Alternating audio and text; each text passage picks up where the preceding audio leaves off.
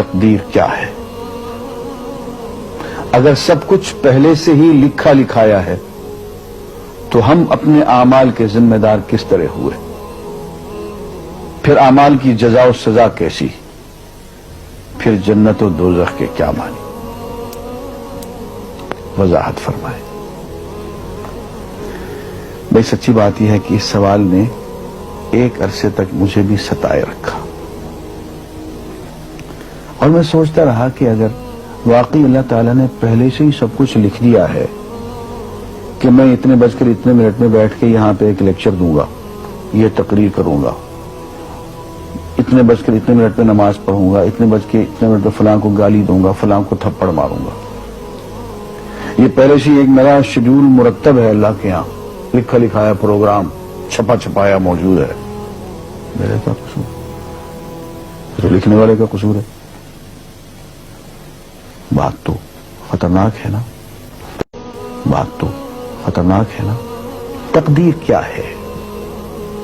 عربی میں اس کے لیے ایک لفظ لکھا جاتا ہے دینی کتابوں میں، علم اللہ السابق،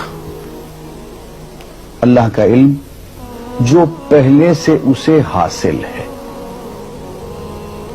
اللہ کو معلوم ہے کہ آج میں اتنے بج کر اتنے منٹ پہ اپنی مرضی سے، اپنے ارادے سے، اپنی آزادی فکر اور آزادی عمل پہ،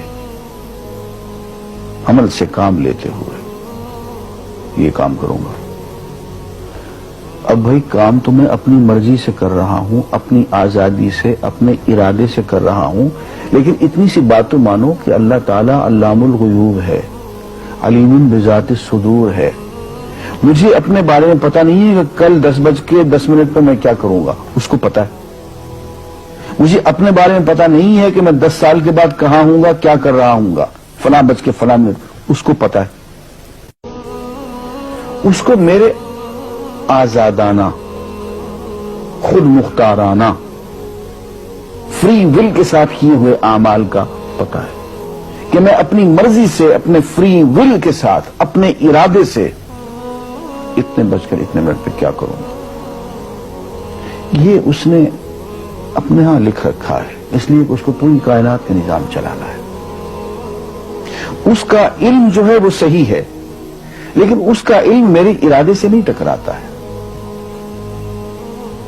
یہ بات میں ایک مثال سے سمجھاؤں گا۔ میرے ساتھ ایک واقعہ پیش ہو گیا، اس دن مجھے تقدیر سمجھ میں آ گئی کہ ہوتی کیا۔ 1971 کی بات ہے کہ یہاں اکاؤنٹنٹ جنرل آفس میں میں ڈپٹی اکاؤنٹنٹ جنرل تھا۔ اس زمانے میں ایک مشہور نجومی تھا شیخ صادق، یہاں قلعہ گزر سنگھ میں رہتا تھا، وہ پتہ نہیں بیچارہ زندہ ہے یا فوت ہو گیا۔ انہوں نے دروازہ کھولا، میرے کمرے میں آ گیا۔ کیا صاحب، ہم آپ کی خدمت کرنا چاہتے ہیں، ہم آپ کو مستقبل کے بارے میں کچھ بتانا چاہتے ہیں۔ میں نے کہا میرے پاس فضول باتوں کے لیے وقت نہیں ہے، میں علم نجوم وغیرہ کو، اس قسم کے یہ فضول باتوں کو میں نہیں مانتا ہوں، مشغول آدمی ہوں، ان چکروں میں مجھے مت ڈالو۔ انہوں نے کہا سر مجھے صرف 1 منٹ تو آپ دے دیں۔ میں نے کہا ہاں 1 منٹ دیتا ہوں۔ اس نے ایک بہت بڑا کاغذ میرے سامنے لکھا جس پہ 40 خانے بنے ہوئے تھے، 40 چیزوں کے نام لکھے ہوئے تھے، مختلف چیزوں کے نام، کتاب، قلم، اینک، کاپی، دوات، پینسل، میز، بادل، برکھا، مسجد، مندر، ایسی ایٹ رینڈم چیزوں کے نام، 40 چیزوں کے نام لکھے ہوئے تھے۔ وہ کہنے صاحب آپ ان میں سے کسی ایک چیز پہ انگلی رکھ دیں یا اس کا نام آپ اس کاغذ پہ لکھ دیں۔ اور مجھے یہ کہتے کہتے اس نے ایک پیس آف پیپر میری میز سے اٹھایا اور اس پہ کچھ لکھا اور اس کو یوں الٹا کے رکھ دیا۔ میں نے کہا تم نے یہ کیا کیا؟ کہنے لگے جی میں نے وہ چیز لکھ دی ہے، وہ نام جو ابھی آپ لکھیں گے۔ تو اب میں پریشان ہو گئی۔ تماشا کی بات ہے نا کہ جو چیز میں سوچ سوچ کے اپنے ارادے سے، اپنی مرضی سے ابھی لکھوں گا، اس نے پہلے جو لکھ کے وہاں رکھ چھوڑ دیے میرے سامنے۔ اب میں سوچ میں پڑ گیا کہ یار وہ چیز لکھوں جو اس نے نہ لکھی ہو۔ کبھی میں اس کا ارادہ کروں، کبھی اس کا ارادہ کروں، میں تنگ آ کے آخر میں نے کسی ایک چیز کو لکھ دیا، میری یہ ہے۔ اس نے جب وہ الٹایا تو وہ وہی چیز نکلی۔ اب پتہ نہیں یہ کیا چکر تھا اس کا، خدا ہی جانے۔ کوئی اس کا علم ہوگا، کوئی فن ہوگا، کوئی تک بازی ہوگی، تک بندی ہوگی کوئی. لیکن اس دن مجھے پتا چلا کہ یار اس کو جو کچھ میں نے لکھا ہے اپنے ارادے سے لکھا ہے، اپنی مرضی سے لکھا ہے، اس سے پابند ہو کے نہیں لکھا. کبھی اس میں انگلی لگاتا تھا، کبھی اس پہ، کبھی اس پہ، آخر چپ کے ایک لکھا میں نے. لیکن اس کمبخت کو پہلے سے پتا تھا کہ میں کیا لکھنے والا ہوں، اور اس نے پہلے سے وہاں لکھ کے رکھا ہوا تھا. میں نے کہا یار ایک محدود علم والا آدمی میرے آئندہ کے اعمال کو اپنے ہاں لکھ کے رکھ سکتا ہے. چونکہ وہ عمل میں اپنی مرضی سے کر رہا ہوں، اپنے ارادے سے کر رہا ہوں، کوئی مجبوری نہیں ہے اس میں. لیکن وہ میری مرضی والا عمل، میرے اپنے ارادے سے کیا ہوا عمل، پوری آزادی کے ساتھ کیا ہوا عمل، اس نے پہلے سے اپنے یہاں لکھ کے رکھا ہوا. یار اگر یہ انسان کر سکتا ہے تو رحمان کیوں نہیں کر سکتا؟ اس نے میرے سارے اعمال جو میں آئندہ چل کے کرنے والا ہوں، وہ سارے کے سارے اعمال اس نے اپنے یہاں لکھ کے رکھے ہوئے. اس کو انتظام کرنا ہے، میرے رزق کا انتظام بھی کرنا ہے، آگے میری زندگی، میری موت، میری قبر میں اکوموڈیشن کا پتہ نہیں کہاں کا میرے اس نے انتظامات کرنے ہیں.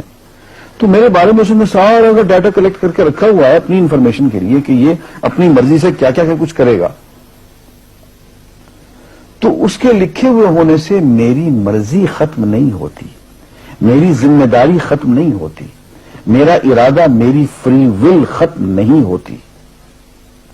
یہی وجہ ہے کہ ہم جو اعمال کرتے ہیں اس میں سے اللہ تعالیٰ اس کی کچھ ذمہ داری ہم پہ ضرور ہوتی ہے. کچھ کام اللہ تعالیٰ کا ایک نظام ہے، اس میں شاید ہماری ذمہ داری نہ ہو، وہاں جبر ہو. لیکن کچھ اعمال ایسے ہیں جن میں خالصتاً ہمیں آزادی حاصل ہے، ہمیں اختیار حاصل ہے، ہم ان کے ذمہ دار ہیں، ہمیں ان پہ جزا ملے گی، ہمیں ان پہ سزا ملے گی، اللہ تعالیٰ بچائے.